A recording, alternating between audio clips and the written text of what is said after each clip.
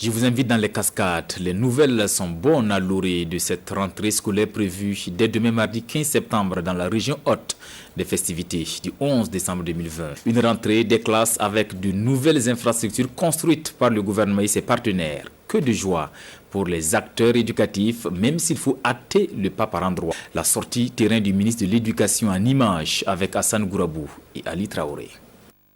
Ces élèves de l'école primaire du Tchalé à Moussodougou vont désormais étudier dans de bonnes conditions. Ils viennent de bénéficier d'un bâtiment de 3 classes et des latrines. Un bâtiment qui vient renforcer ces installations de fortune. Là, nous allons changement dans le travail. En fait, nous étions dans les conditions précaires. Aujourd'hui, nous avons les bâtiments. Ça dit que la pédagogie va beaucoup passer. Les enfants vont mieux profiter. Zénié Dougou a également du bâtiment du même standing. Avec ces 3 classes, l'école primaire B de cette localité s'apprête à accueillir ses premiers élèves pour cette rentrée. Un point à Nyankorodou, il y aura désormais un centre d'éveil préscolaire grâce à la construction de ces 2 salles. À Sendou, dernière étape de sa tournée, le en charge de l'éducation a pu visiter le lycée technique qui ouvre ses portes cette année. Avec la filière maintenance véhicule automobile et la filière donc génie civil.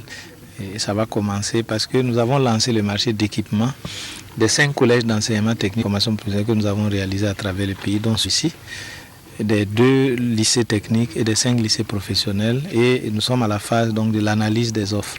Il y a quelques difficultés par endroit, j'ai dû visiter. C'est l'objet aussi de notre sortie. Comme à Zénié Dougou, voilà, où il y a des défaillances au niveau de la toiture pour ce qui est du magasin. Et ça, c'est extrêmement grave.